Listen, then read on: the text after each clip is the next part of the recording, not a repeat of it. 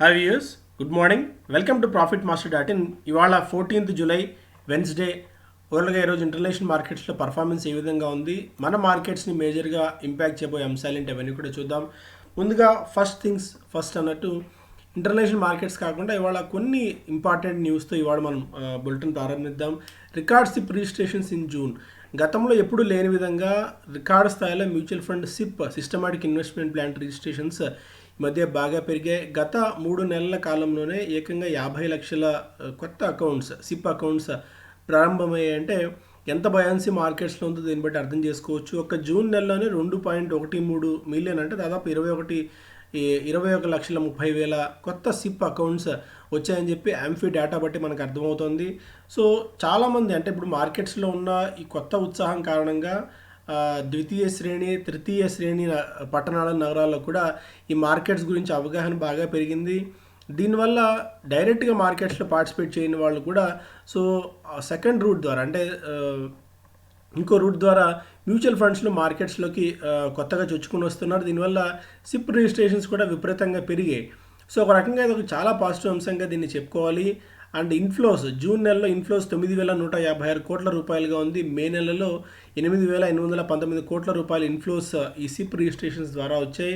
And SIPs discontinue అవుతున్న వాళ్ళ సంఖ్య కూడా బాగా తగ్గిపోయింది. గతంలో మనకి 7,62,000 ఉన్నది ఇప్పుడు 6,60,000 తగ్గింది. సో ఈ లెక్కన మనం చూస్తే సిప్స్ ద్వారా మార్కెట్స్లోకి వస్తున్న వాళ్ళ సంఖ్య విపరీతంగా పెరుగుతుంది. ఒక రకంగా ప్రత్యక్షంగా పరోక్షంగా ఇది మార్కెట్స్కి చాలా దోహదపడే అంశం. ఎందుకంటే నిధులు వేల కోట్ల రూపాయల నిధులు మ్యూచువల్ ఫండ్స్ దగ్గర ఉంటాయి. సో దీనివల్ల వాళ్ళు మార్కెట్స్లో ఇన్వెస్ట్ చేసేందుకు ఒకవేళ ఏదైనా కరెక్షన్ వచ్చినా కూడా ఇన్వెస్ట్ చేసేందుకు అవకాశం ఉంటుంది. Local funds keep their faith in equity.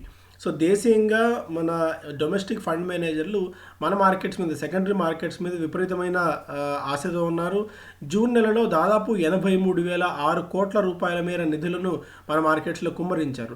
గత 5 ఏళ్ల యావరేజ్ చూసుకుంటే 58,187 కోట్ల రూపాయల 5 ఏళ్ల యావరేజ్ ఉంది. దాంతో కంపేర్ చేసుకుంటే ఇది ఎన్నో రెట్లు ఎక్కువ. 83,006 కోట్ల రూపాయలు నెలలో ఒక జూన్ నెలలోనే వీళ్ళు ఇన్వెస్ట్ చేయడం అని చెప్పి. The gross purchase in a single month in June is the second highest after 1.2 lakh crores in March 2020. So మార్చ్లో డీప్ కరెక్షన్ వచ్చినప్పుడు 1,20,000 కోట్ల రూపాయల మేర మన మార్కెట్స్లో domestic investors fund managers invest చేస్తే ఇప్పుడు అందులో రికార్డు స్థాయిలో 83,000 కోట్ల రూపాయల మేర ఉంది. సో ఈ లెక్కన మ్యూచువల్ ఫండ్స్కి డబ్బులు బాగా వస్తున్నాయి, వాళ్ళందరూ కూడా మార్కెట్స్లో కుమ్మరిస్తున్నారు. ఇక smells like teen spirit young Indians keen on IPOs of new age companies. So new age companies మీద ఈ మిలీనియల్ ఇన్వెస్టర్స్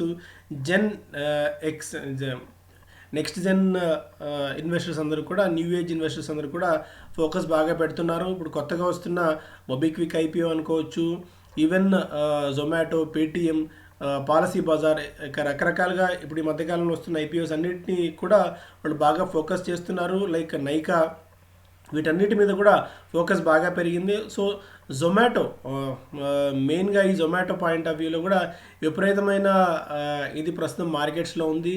ఈరోజు నుంచి ఇష్యూ ప్రారంభం కాబోతున్న తరుణంలో 9,375 కోట్ల రూపాయల అతిపెద్ద ఇష్యూని ఇప్పుడు జొమాటో తీసుకుని వస్తుంది. అయితే దీని మీద విభిన్నమైన వాదనలు ఉన్నాయి. అవన్నీ పక్కన పెడితే సో న్యూ ఏజ్ ఇన్వెస్టర్స్ అందరూ కూడా, ఎందుకంటే ఈ మధ్యకాలంలో పేటీఎం కొత్తగా తీసుకొచ్చింది ప్రీ బుకింగ్ ఆఫ్ ఐపీఓస్. ఆ ప్రీ బుకింగ్ ఆఫ్ ఐపీఓస్లో జొమాటో ఫస్ట్ ప్లేస్లో నిలిచింది ఇప్పటివరకు 65% దాకా. అందులో 25 to 32 ఏజ్ లోపు ఉన్న వాళ్ళే ఎక్కువగా బుక్ చేసుకున్నారు.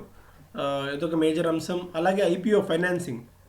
సో సాధారణంగా చాలా తక్కువ మందికి తెలిసి ఉండొచ్చు, ఐపీఓ ఫైనాన్సింగ్ హెచ్ఎన్ఐస్ కానీ పెద్ద పెద్ద ఇన్వెస్టర్స్ కానీ ఐపీఎల్ ఇన్వెస్ట్ చేసేందుకు ఫైనాన్స్ తీసుకుంటారు.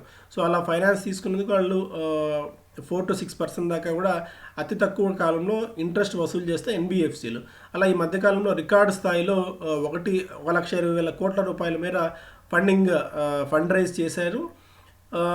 అట్లా ఇచ్చిన వాటిలో బజాజ్ ఫైనాన్స్, ఇన్ఫినా ఫైనాన్స్ ఇలా రకరకాల కంపెనీలు ఉన్నాయి. ఈ మధ్యకాలంలో వస్తున్న కొత్త ఐపీఓలో ఇన్వెస్ట్ చేసింది లైక్ జొమాటో అనుకోవచ్చు, Zomato clean science technology, GR infra projects, వీటిలన్నింటిలో ఇన్వెస్ట్ చేసేందుకు జనాలు అప్పులు తీసుకొని మరి ఇన్వెస్ట్ చేస్తున్నారు. సో లిక్విడిటీ బాగా ఉంది. అండ్ ఈ లిక్విడిటీ వస్తున్నంత వరకు మార్కెట్స్ ఎలాంటి ఆందోళన అయితే కనిపించట్లేదు. అయితే నిపుణులు చెప్తున్న దాని ప్రకారం కొద్దిగా ఈ అసెట్ బబుల్ ఏమైనా ఫామ్ అవుతుందా అన్న ఒక భయం కూడా ఉంది. ఎందుకంటే ఈజీ లిక్విడిటీ ఉంది, ఈజీ మనీ దొరుకుతుంది, మార్కెట్స్లోకి కుప్పలు తెప్పలుగా డబ్బులు వస్తున్నాయి. ఎప్పుడైనా రిజర్వ్ బ్యాంక్ ఆఫ్ ఇండియా లాంటివి ఏదన్నా కొద్దిగా పాలసీ ట్వీకింగ్ అనేది జరిగినట్టయితే దీని ఇంపాక్ట్ కూడా ఉంటుంది. And yeah and international markets ఇప్పుడు చూద్దాం. ఇంటర్నేషనల్ మార్కెట్స్లో మెయిన్గా ఏషియన్ మార్కెట్స్లో కొద్దిగా ట్రెండ్ కాస్త బలహీనంగానే ఉంది. నికాయ్ 0.25% మేర నష్టాలతో, అలాగే షాంఘై కూడా ఫ్లాట్గా ట్రేడ్ అవుతుంది. నిన్న ముగిసిన యుఎస్ మార్కెట్స్లో రికార్డ్ స్థాయిని మార్కెట్స్ టచ్ చేసిన తర్వాత కొద్దిగా ప్రాఫిట్ బుకింగ్ కనిపించింది. డౌ జోన్స్ 0.31% మేర నష్టపోయింది. S&P 500 కూడా అదే స్థాయిలో కోల్పోవడం చూస్తున్నాం. ఏదో పాయింట్ ఆఫ్ టైంలో కొద్దిగా ఒక కన్సాలిడేషన్ ఫేజ్లో మార్కెట్స్ ఉన్నాయి కాబట్టి 2 అడుగులు ముందుకి 1 అడుగు వెనక్కి అన్నట్టుగా ఉంటుంది. బట్ అదర్ దాన్ దట్ అంతగా ఆందోళన పడాల్సిన అంశం అయితే ఏమీ ఎక్కడ కనిపించట్లేదు. నిన్న ముగిసిన యూరోపియన్ మార్కెట్స్లో కూడా కొద్దిగా ట్రెండ్ బలహీనంగానే ఉంది. ఆయిల్ చూస్తేనేమో బ్రెంట్ క్రూడ్ $76 పైన ట్రేడ్ అవుతుంది, 76.31 దగ్గర. అలాగే గోల్డ్ చూస్తేనేమో $18.09 దగ్గర, సిల్వర్ $26.05 దగ్గర ట్రేడ్ అవుతుంది. ఇది కూడా ఒక ఫ్లాట్ ట్రేడింగ్ ట్రెండ్ ఉంది. And US 10-year bond yields 1.4% దగ్గర ట్రేడ్ అవుతున్నాయి. క్రిప్టో కరెన్సీ వీక్ అవుతూనే ఉంది.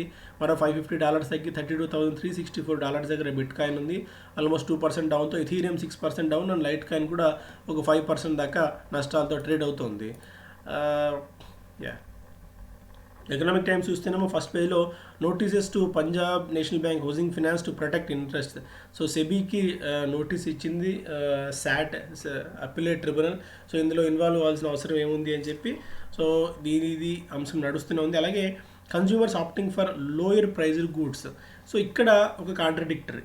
అటువైపు ఏమో మార్కెట్స్లో ఇన్వెస్ట్ చేసేందుకు జనాలు అప్పులు తీసుకుని మరి ఇన్వెస్ట్ చేస్తున్నారు, విపరీతంగా మార్కెట్స్లోకి డబ్బులు వస్తున్నాయి. At the same time consumers opting for lower priced goods. So తక్కువ ప్రైజ్డ్ గూడ్స్, ఇప్పుడు ఒక biscuit packet 20 rupees biscuit packet ఉంటే అలా కాకుండా ఒక 5 rupees biscuit packet, 10 rupees biscuit packet, అట్లా లోయర్ ప్రైజ్డ్ గూడ్స్ నుంచి ఎక్కువగా ఫోకస్ పెడుతున్నారని చెప్పి FMCG ఇండస్ట్రీ నుంచి మనకు అందుతున్న సమాచారం. అంటే ఈ కోవిడ్ ఇంపాక్ట్ కారణంగా హౌస్ హోల్డ్ బడ్జెట్స్ బాగా స్క్వీజ్ అవుట్ అయ్యాయి.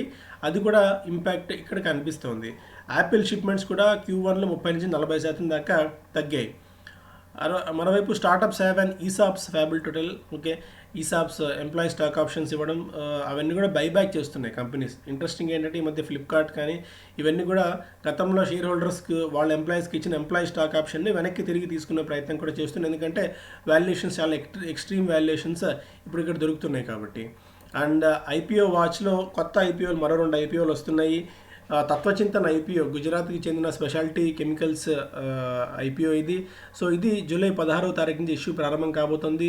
$1,073 నుంచి $1,083 షేర్ ప్రైస్ మధ్య షేర్తో ఈ ప్రైస్ ఆఫర్ చేస్తోంది. ఓవరాల్గా ఈ ఫ్రెష్ ఇష్యూ ₹225 కోట్ల ఫ్రెష్ ఇష్యూ, అలాగే 275 crores of offer for sale ద్వారా ఇది రాబోతోంది. మెయిన్గా వీళ్ళు డైవర్సిఫై అంటే వాళ్ళ పోర్ట్ఫోలియో డైవర్సిఫికేషన్ చాలా ఎక్కువగా ఉంది. ఆగ్రోకెమికల్ ఇంటర్మీడియరీస్, అలాగే ఫార్మాకి చెందిన ఇంటర్మీడియరీస్, సూపర్ కెపాసిటర్ బ్యాటరీస్కి కావాల్సిన ఎలక్ట్రోలైట్ సాల్ట్స్ని ఈ సంస్థ తయారు చేస్తుంది. సో ఇది కూడా వన్ ఆఫ్ ది బెస్ట్ కంపెనీస్గా చెప్పుకోవచ్చు స్పెషాలిటీ కంపెనీస్లో. అయితే ఇప్పుడు విపరీతంగా జొమాటో కానివ్వండి వీటికి డబ్బులు వెళ్తాయి కాబట్టి ఈ కంపెనీకి ఏ మేరకి నిధులు వస్తాయనేది కూడా చూడాలి. కాబట్టి చిన్న ఇష్యూ 500 crores మాత్రమే. మరొక కంపెనీ బజరంగ్ పవర్, ఇది కూడా IPO రాబోతోంది. $700 కోట్ల దాకా ఇష్యూ ఇది. వీళ్ళు కూడా మనకి గతంలో వచ్చిన శ్యామ్ మెటాలిక్స్ లాగా ఈ పెల్లెట్స్ని తయారు చేయడము, ఐరన్ ఓర్ వెరిఫికేషన్ అండ్ స్పాంజైరన్ బిజినెస్లో ఉన్న కంపెనీ ఇది. Jefferies bullish and L&T sets ₹1,900 target price. So Jefferies చాలా స్ట్రాంగ్గా ఉంది L&T మీద, కన్స్ట్రక్షన్ ఇంజనీరింగ్ కంపెనీ L&T మీద. ఇప్పుడు అక్టోబర్ నవంబర్లో కొద్దిగా పాజిటివ్ ట్రిగ్గర్స్ ఈ కంపెనీకి వస్తాయి. అందుకోసం తన టార్గెట్ ప్రైస్ని ₹1,900 దాకా ఇస్తున్నట్టు జెఫ్రీస్ వెల్లడించింది. And subscribe to Zomato IPO only for listing gains. So listing gains కోసం మాత్రమే జొమాటో IPOని సబ్స్క్రైబ్ చేసుకోండి. తర్వాత కంపెనీ పర్ఫార్మెన్స్ ఎలా ఉంటుందని మనం చెప్పడం కష్టం అని చెప్పి బ్రోకరేజ్ చెప్తున్నాయి, ఎందుకంటే లాస్ మేకింగ్ కంపెనీ ఇది అని చెప్పి. But as exactly that's it, ఇది లాస్ మేకింగ్ కంపెనీ అయినప్పటికీ కూడా ఫ్యూచర్ పొటెన్షియల్ను దృష్టిలో పెట్టుకొని ఇంటర్నేషనల్ మార్కెట్స్లో ఇప్పటికే డోర్ డాష్ లాంటి కంపెనీస్ మన యూఎస్లో లిస్ట్ అయిన తర్వాత ఎంత పొటెన్షియల్ ఉంది, ఎంత వాల్యుయేషన్ దృష్టిలో పెట్టుకున్న తర్వాత ఈ కంపెనీస్ కూడా ఇవాళ కాకపోతే రేపైనా మళ్ళీ ప్రాఫిట్స్లోకి రాకపోతాయన్న ఉద్దేశంతో మనం చూడొచ్చు. అయితే హ్యూజ్ ఎక్స్పెక్టేషన్స్ పెట్టుకుని విపరీతంగా లక్షల డబ్బులు కుమ్మరించకుండా, బట్ అయినా వాళ్ళు కుమ్మరించినా కూడా రిటైల్ ఇన్వెస్టర్ పోర్షన్ 10% మాత్రమే రెస్ట్రిక్ట్ అయింది. కాబట్టి ఆఫ్ మార్కెట్లో షేర్స్ కొన్నప్పుడు కూడా అంటే బాగా పడినప్పుడు వెయిట్ చేయాలి. అట్లీస్ట్ 2 to 3 years వెయిట్ చేసే కెపాసిటీ ఉంటే మాత్రమే జొమాటో వైపు చూడండి. ఒకవేళ లిస్ట్ అయిన తర్వాత కొనుగోలు చేసే ఉద్దేశం ఉన్నట్టయితే. ఒకవేళ ఐపీఓలో మీరు అప్లై చేసుకోవాలనుకుంటే అప్లై చేసుకోవచ్చు, బట్ ఆప్షన్ కూడా తక్కువ ఉంటుంది కొద్ది గొప్ప, ఎందుకంటే పెద్ద ఐపీఓ వస్తుంది కాబట్టి. మైంట్రీ Q1 61% దాకా పెరిగింది, నికర లాభం 61% దాకా పెరిగింది మొదటి క్వార్టర్లో, అలాగే ఆదాయం కూడా 20% దాకా పెరిగింది. అండ్ క్లయింట్ ఆర్డర్ బుక్ కూడా చాలా పటిష్టంగా ఉంది మైంట్రీకి. బిజినెస్ స్టాండర్డ్ చూస్తేనేమో ఫస్ట్ పేజ్లో anchor stake big bite of Zomato. ఇప్పటికీ యాంకర్ ఇన్వెస్టర్లు 30 రెట్లు ఎక్కువగా, అంటే వాళ్ళకు ఉండే పోర్షన్ కంటే అత్యధికంగా 30 రెట్లు అధికంగా వీళ్ళు సబ్స్క్రైబ్ చేశారని చెప్పి ఒక ఇంట్రెస్టింగ్ అప్డేట్ ఇక్కడ చూస్తున్నాము. దాదాపు ఈ యాంకర్ ఇన్వెస్టర్స్ ద్వారా 4,195 కోట్ల రూపాయల మేర నిధులను ఇప్పటికే ఈ సంస్థ సమీకరించింది. ఇందులో New World Fund, Tiger Global, Black Rock లాంటి ఇంటర్నేషనల్ కంపెనీస్తో పాటు Axis mutual funds, SBI mutual fund, HDFC mutual fund కూడా ఈ అలాట్మెంట్లో పాల్గొన్నాయి. Fresh fund raising through IPO set to hit 14-year high. Already ఇంతకుముందు మనం చూసినట్టు ఈ ఫండ్ రైజింగ్ ఐపీఓస్ ద్వారా ఫండ్ రైజింగ్ సంబంధించి ఇప్పుడు 14 ఏళ్ల గరిష్ట స్థాయికి మనం గతంలో చేరుకున్నాం. ఎందుకంటే విపరీతమైన ఐపీఓస్ ప్రస్తుతం మార్కెట్స్లోకి వస్తున్నాయి. అండ్ పెద్ద ఐపీఓస్ ఇప్పుడు వచ్చే వాటిలో ఇక్కడ నుంచి ఇప్పుడు జొమాటో 9,000 crores, అండ్ ఒకవేళ పేటీఎం వస్తే 16,000 crores.